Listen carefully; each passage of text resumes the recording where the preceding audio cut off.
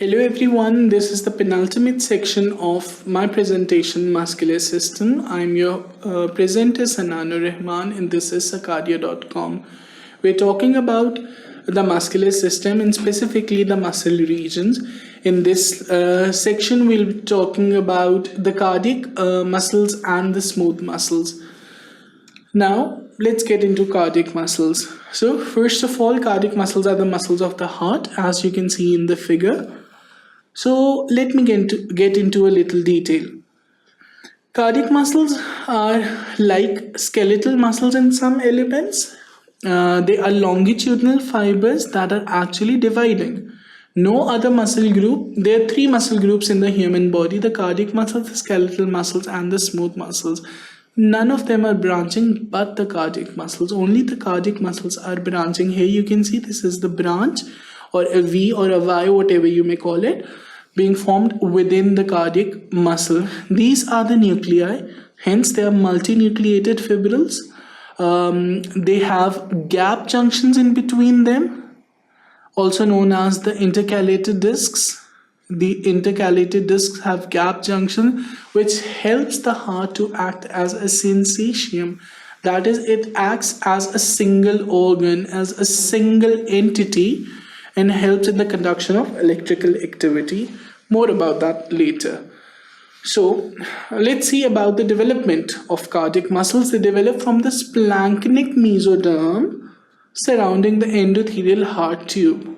So that's pretty obvious. They originate from splanchnic mesoderm, which is surrounding the endothelial heart tube. The myoblasts adhere to each other through special attachment. These are these special attachment. They are closely adherent to each other. Later, they form the intercalated disc. Initially, this is not known as the intercalated discs. However, with development, an intercalated disc is formed. The myofibrils develop as in skeletal muscles. That is, they are cytoplasmic elements that help in the development of myoblasts. However, the myoblasts do not fuse, they remain separate. Few bundles of muscle cells with irregularly distributed myofibrils appear. Now, there are a few bundles of the muscle cells which have irregularly distributed myofibrils. These are the Purkinje fibers and form the conducting system of the heart. So, what is the conducting system of the heart? It is the system that conducts the electrical current throughout the heart, starting from the SA node and ending in the Purkinje fibers. It has various elements: the SA node, the AV node, the bundle of His, the right bundle branch, the left bundle branch, and the Purkinje fibers.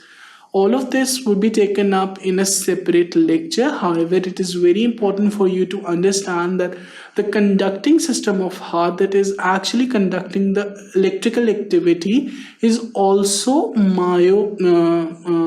also muscular in origin, which are actually the muscle fibers with irregularly arranged myofibrils.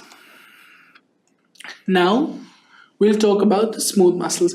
Smooth muscles are abundantly found throughout the body. They are part of all the involuntary organs in the body that are not under the direct control of the human being. So, smooth muscles from the dorsal aorta and large intestine, derived from the lateral plate mesoderm and the neural crest cells.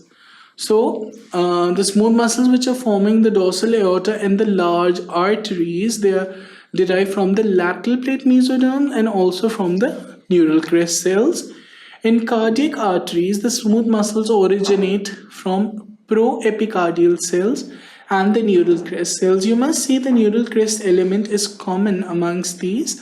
So, arterial smooth muscles, they originate depending upon their site. If the artery, we're talking about aorta, the dorsal aorta, they would be originating from the lateral plate mesoderm along with the neural crest cells. However, in cardiac arteries, they originate from the proepicardial cells and also from the neural crest cells. Now, smooth muscles in the wall of gut and gut derivatives, they arise from the splanchnic layer of the lateral plate mesoderm that surrounds these layers. It is very important to remember that smooth muscles always originate from the region they are surrounded by, or the region they lie in. For example, smooth muscles of the gut originate from the lateral plate mesoderm which surrounds the gut. Smooth muscles of the cardiac vessels, they originate from proepicardial cells which were surrounding the heart. Now, smooth muscles of the aorta, the dorsal aorta, they originate from the neural crest cells and the lateral plate mesoderm that also lie in somewhat proximity. Now, pupillary muscles, the muscles of the sweat and mammary glands, these arise from ectoderm. A very important high yield fact, they do not arise from mesoderm. The muscles of the pupil, the pupillary muscles, the muscles of sweat and the muscles of the mammary glands, they do not arise from mesoderm, they arise from ectoderm.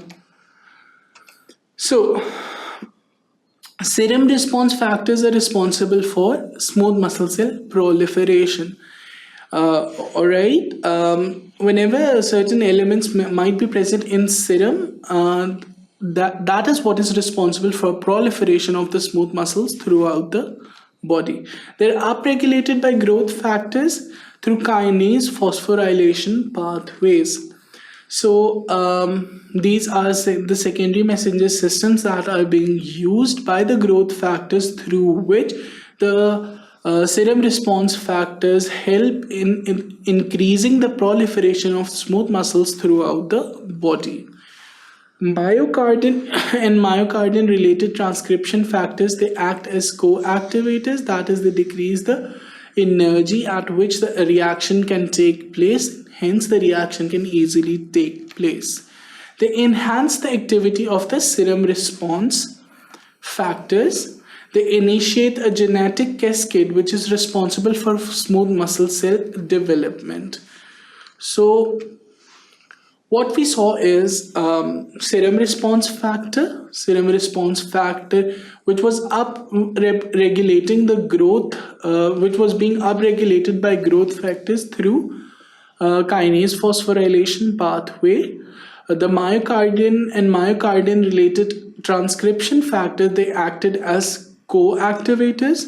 They enhanced the activity of serum response factors. They initiated genetic cascade which was responsible for smooth muscle cell development.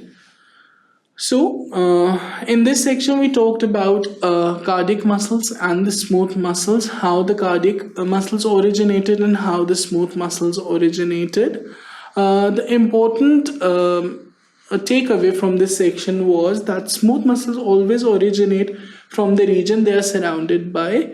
For example, the smooth muscles of aorta originate from the neural crest cells and the surrounding mesoderm. The smooth muscles of the gut originate from the mesoderm surrounding the gut, the visceral mesoderm which is surrounding the gut.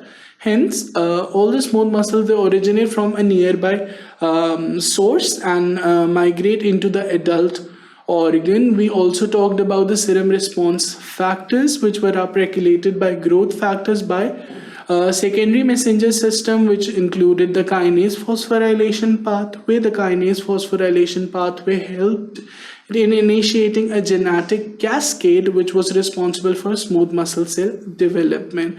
The myocardium and myocardium related transcription factors acted as co-activators. They decreased the energy that was required for these reactions to take place. Hence, these reactions could take place easily.